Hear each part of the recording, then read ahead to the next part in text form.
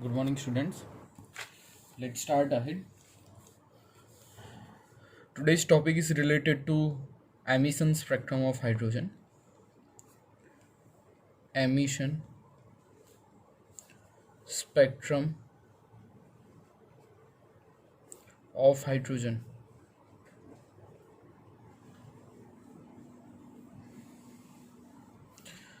ये टॉपिक के बारे में स्टार्ट करने से पहले आपको तो ये पता होना चाहिए कि what do you mean by spectrum. Spectrum क्या होता है ये तो एक तो पहले पता होना चाहिए. स्पेक्ट्रम कैसे जनरेट होता है, ठीक है. जैसे अगर हम स्पेक्ट्रम की बात करें, पर्टिकुलरली स्पेक्ट्रम वर्ड के रिलेटेड बात करें, तो हमको पता है कि स्पेक्ट्रम जनरेट कैसे होगा. स्पेक्ट्रम जनरेट करने के लिए हमको क्या करना पड़ता है. स्पेक्ट्रम जनरेट करने के लिए हमको क्या करना पड़ता है. स्पेक्ट्रम जनरेट करने के लिए हमको करना पड़ता है, जैसे कोई भी एक लाइट हो, लाइट को अगर हमने प्रिज्म में से निकाला, जैसे सोर्स ऑफ लाइट है,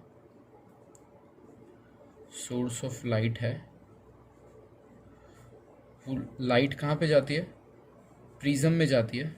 जैसे ही प्रिज्म में जाती है आपको पता है क्या होता है, लाइट स्कैटर करके एक पूरा स्पेक्ट्रम जनरेट करती है, जिसको हम वेबग्योर बोलते थे, पता है आपको ये, ठीक है ना. सो ये जो वेबग्योर जनरेट हुआ उसको बोला जाता है स्पेक्ट्रम. क्या बोला जाता है, स्पेक्ट्रम. और जो स्पेक्ट्रम होता है वो दो टाइप के होते हैं. कौन से दो टाइप के होते हैं spectrum. First is the continuous spectrum. First is continuous spectrum and second is discontinuous spectrum.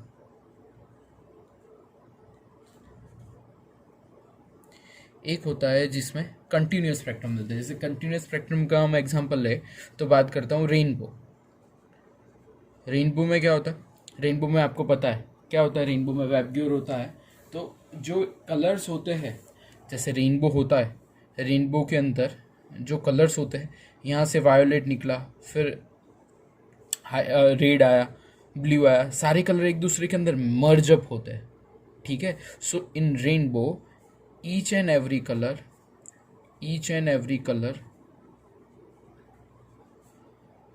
merge with each other.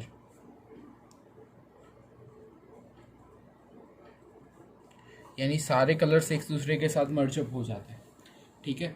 और डिसकंटिन्यूअस स्पेक्ट्रम में क्या होगा, जैसे ये यहाँ पे रेड कलर है तो थोड़ा जगह जाएगा, फिर आएगा ब्लू, फिर आएगा रेड, फिर आएगा येलो, जगह होगी बीच में, ठीक है. सो उसका मतलब क्या, there is a gap between colour, there is gap between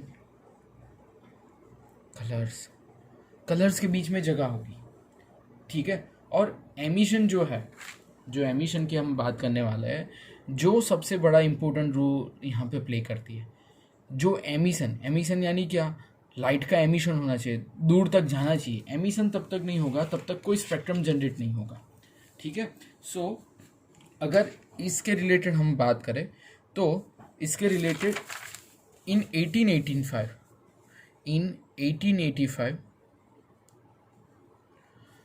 Balmer करके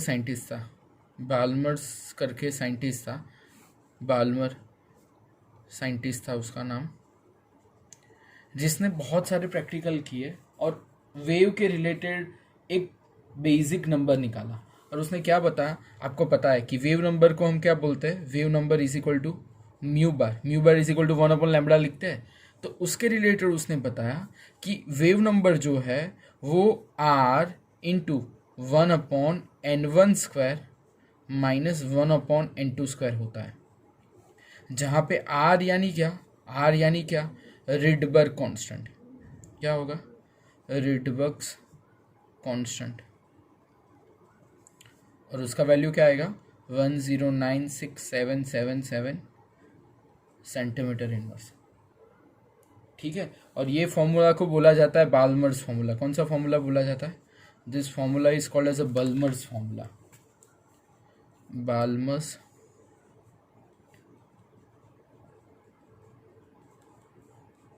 फॉर्मूला, ठीक है. सो ये सारे एक्सपेरिमेंट्स की बात की कि आफ्टर सम एक्सपेरिमेंट्स बाल्मर्स ने ये फॉर्मूला निकाला, आर को रिडबर्ग कांस्टेंट बोला, उसका वैल्यू फिक्स रखा, जहाँ पे N1 क्या था, N1 था लोअर एनर्जी लेवल। मैं आपको समझाता हूँ क्या होता है लोअर एनर्जी लेवल। ये लोअर एनर्जी लेवल और N2 जो होगा वो हायर एनर्जी लेवल होगा, हायर एनर्जी लेवल होगा। ठीक है, तो ये जो है R is nothing but the what, R is nothing but the what, R का जो मैंने बोला वो है रिडबर्ग कांस्टेंट, उसका वैल्यू फिक्स रहेगा, उसके वैल्यू में कोई डिफरेंस नहीं आएगा, उसका वैल्यू फिक्स ही रहेगा। R is nothing but the Rydberg's. लेकिन जो N1 और N2 है, N1 और जो N2 है, जो हमने जो बात की कि स्पेक्ट्रम के रिलेटेड जो N1 और N2 होता है वो डिफरेंट डिफरेंट होता है। तो स्पेक्ट्रम लाइंस फॉर N1 और N2 के रिलेटेड अब हम बात करेंगे, देखना। तो N1 और N2 की वैल्यू डिफरेंट डिफरेंट हम ले सकते हैं। ठीक है, तो जैसे हम बात करें let's take different different series का नाम मैं आपको एक इक्वेशन से याद कराऊंगा, अभी जाने दो सीरीज़, अभी सीरीज़ याद रखो। सीरीज़ फिर क्या है N1, तो लिखो N1, फिर क्या है N2, तो लिखो N2, और दूसरा क्या N1 और N2 रहेंगे तो कौन सा स्पेक्ट्रम मिलेगा, स्पेक्ट्रम का रीजियन क्या मिलेगा वो देखते हैं। ठीक है, चलो सीरीज़ की अगर बात करें तो एक इक्वेशन आपको याद रखना है। सीरीज़ के लिए क्या करना है, आपको एक इक्वेशन सिर्फ याद रखना है। कौन सा इक्वेशन याद रखना है, गुजराती में एक, इंग्लिश वाले को तो थोड़ा बहुत पता है, यानी हिंदी वाले होंगे जिसको गुजराती नहीं पता उनको थोड़ा याद रखना पड़ेगा। हम गुजराती में बोलते हैं लाई बापा, लाई याद रखने का क्या, लाई बापा, पापा को गुजराती में बापा बोलते हैं, लाई बापा, ब्रेड पफ, ब्रेड यानी BR और पफ यानी PF, लाई बापा ब्रेड पफ, क्या बोलते हैं, लाई बापा ब्रेड पफ। लाई यानी लाइमन, BA यानी बाल्मर, PA यानी पास्चन,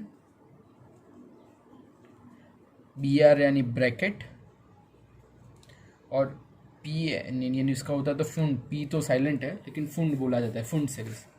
ठीक है, तो ऐसे करके सीरीज बनाई जाती है लाई बापा ब्रेड पफ। ठीक है, तो ऐसे करके सीरीज बनाई जाती है जहाँ पे N1 N2 N1 की वैल्यू अगर बात करें तो है 1 2 3 4 एंड 5, N1 की वैल्यू यहाँ तक है। ठीक है, अब डिफरेंट N2 वैल्यू के रिलेटेड जाए तो N1 की वैल्यू स्टार्टिंग में क्या है 1 है, तो N2 की, अब N1 1 है तो हमेशा N1 और N2 के लिए हमेशा ये याद रखना कि N2 की वैल्यू हमेशा N1 से ज़्यादा आएगी। ठीक है, यानी N2, अब तो N2 1 तो नहीं हो सकता, तो क्या आएगा 2 3, अब टू इन्फिनिटी कोई भी ले सकते हो आप।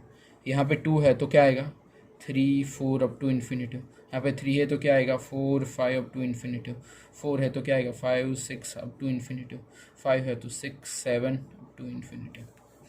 ठीक है, लाइमन का जो है वो आएगा यूवी स्पेक्ट्रम, यानी क्या अल्ट्रा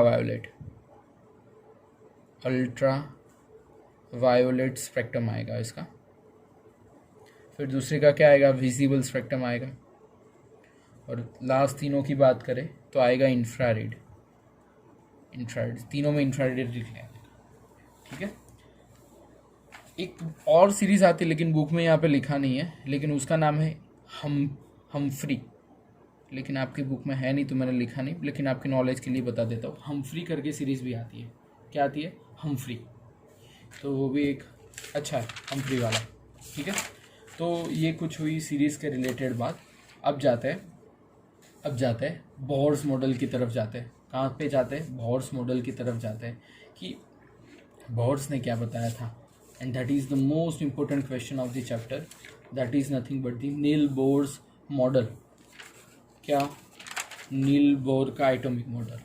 ठीक है, let's start with the most important question of the chapter, Niels Bohr's atomic model, Niels Bohr's atomic model, लेकिन उसने हाइड्रोजन के रिलेटेड ही बात की थी, इसलिए हाइड्रोजन के रिलेटेड देखेंगे। ठीक है, सो नील बोहर का एटॉमिक मॉडल देखना स्टार्ट करते हैं। तो नील बोहर ने सबसे पहले क्या बताया था? So let's write atom consist, मैं लिखता जाऊंगा समझाता जाऊंगा, ठीक है। Atom consist heavily positive charge nucleus in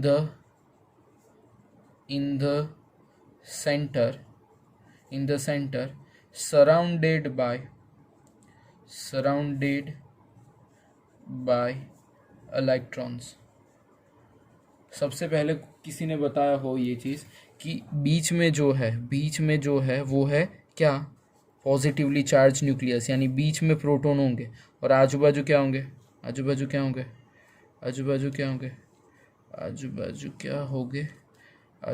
होंगे इलेक्ट्रॉन्स की ऑर्बिट। क्या होगी? इलेक्ट्रॉन्स की ऑर्बिट। ठीक है, सो प्रोटॉन्स बीच में होंगे और आजू बाजू क्या होंगे? आजू बाजू होंगे electrons.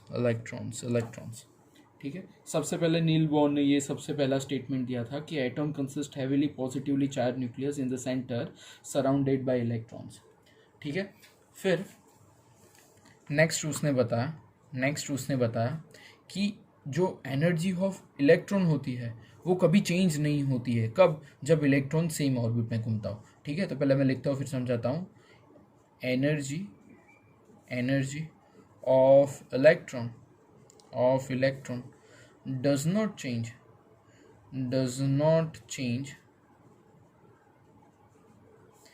till it is moving in the same orbit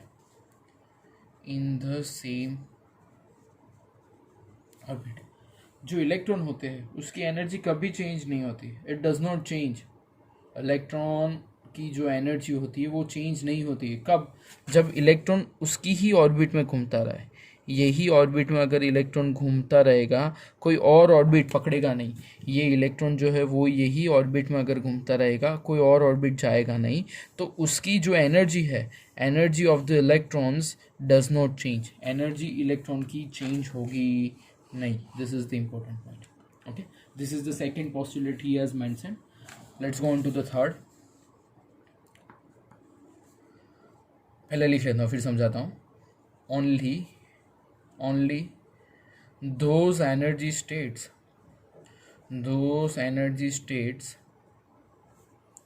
are allowed which have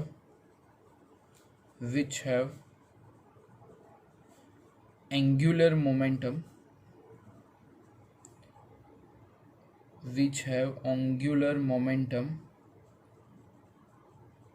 equal to, angular momentum का इक्वेशन आपको पता है क्या आता था?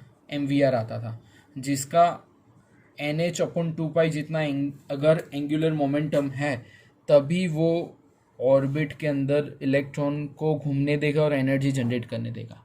यानी जो भी इलेक्ट्रॉन होगा उसकी मिनिमम एनर्जी mvr = nh/2π होनी चाहिए। That is the minimum amount of the energy is required.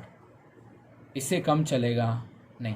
So this is the minimum energy is required. ठीक है, जिसको बोला जाता है क्वांटाइजेशन एनर्जी लेवल। क्या बोला जाता है? Quantization energy level. So this is the third thing that Niels Bohr has explain.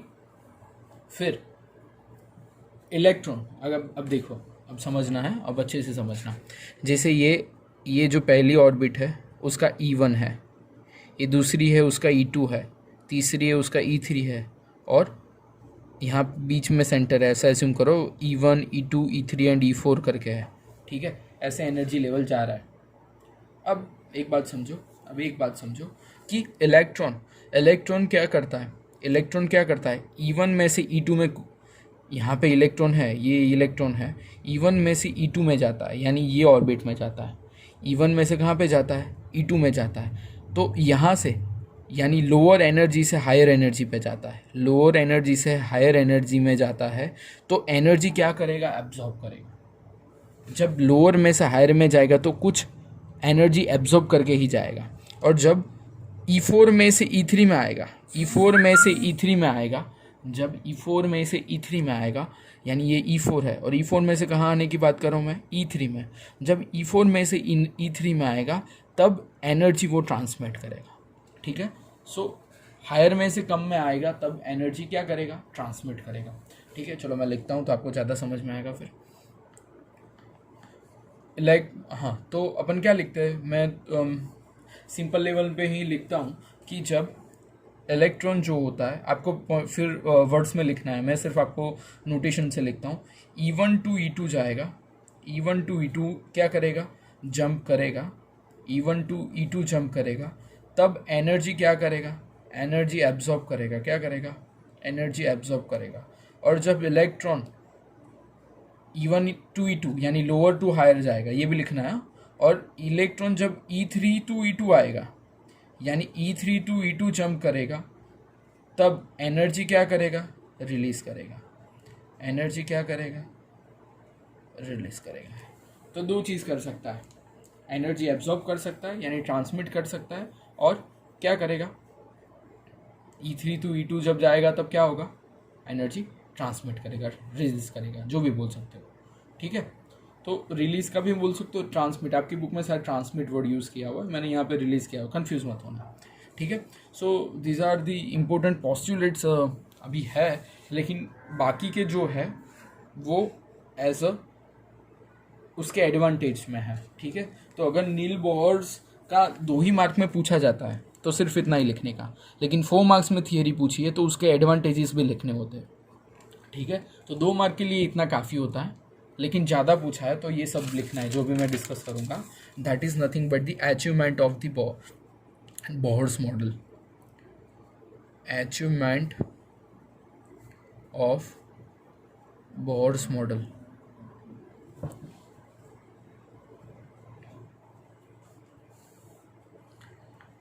Rutherford की जो लिमिटेशन थी, ये इसकी अचीवमेंट है कि इसने क्या किया? He has explained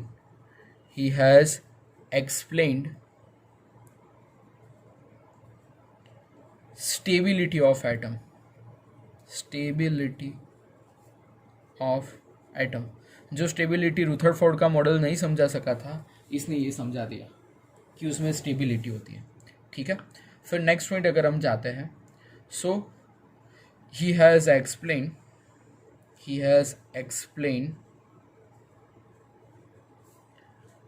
successfully the spectrum of hydrogen, the spectrum of the hydrogen। उसने हाइड्रोजन का जो स्पेक्ट्रम था वो सक्सेसफुली एक्सप्लेन किया। ठीक है, सो हमारे पास 2 चीज़ है। क्या 2 चीज़ है?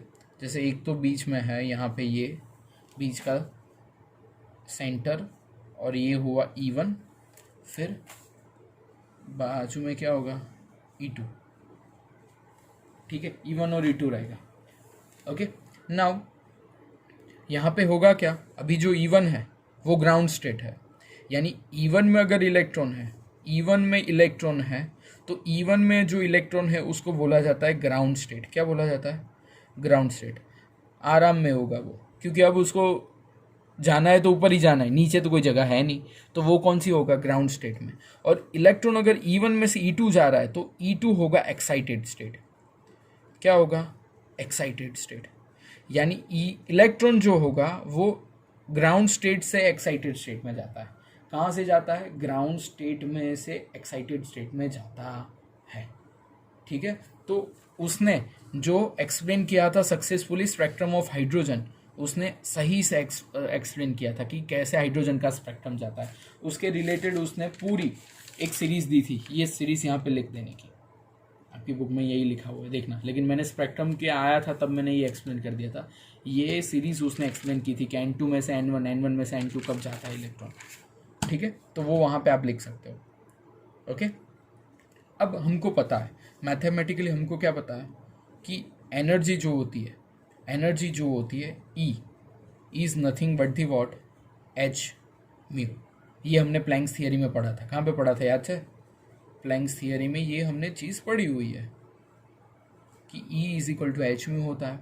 अब एनर्जी देखो क्या है, E1 और E2 है, इलेक्ट्रॉन E1 में से E2 में जाने वाला है, सो एनर्जी का जो डिफरेंस होगा वो क्या होगा, E2 माइनस E1 होगा।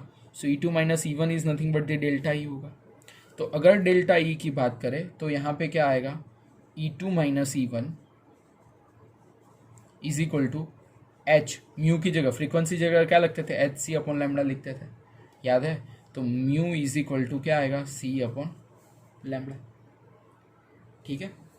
सो यहाँ से आपको एक चीज़ समझ में आई होगी, क्या समझ में आई होगी, कि जो एनर्जी होती है, जो एनर्जी होती है, एनर्जी होती है वो इन्वर्सली प्रोपोर्शनल लैम्डा में होती है, वेवलेंथ की इन्वर्सली प्रोपोर्शनल में होती है। यानी जितनी वेवलेंथ ज़्यादा उतनी एनर्जी कम, वेवलेंथ जितनी ज़्यादा एनर्जी इतनी कम। क्यों?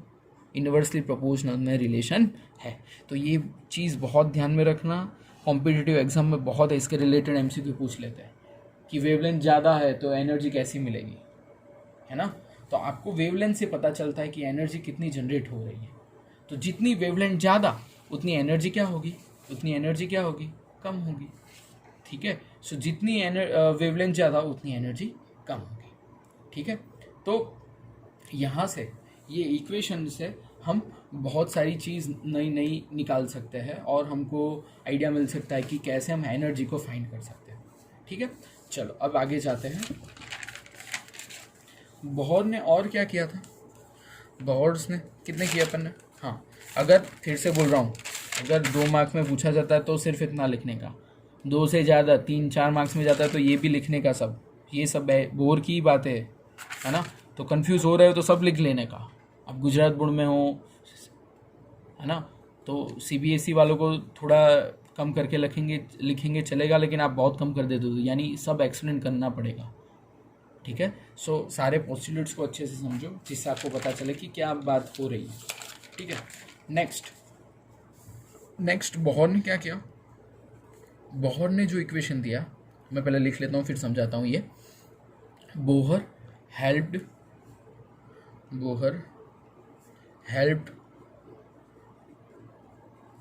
to calculate the energy associated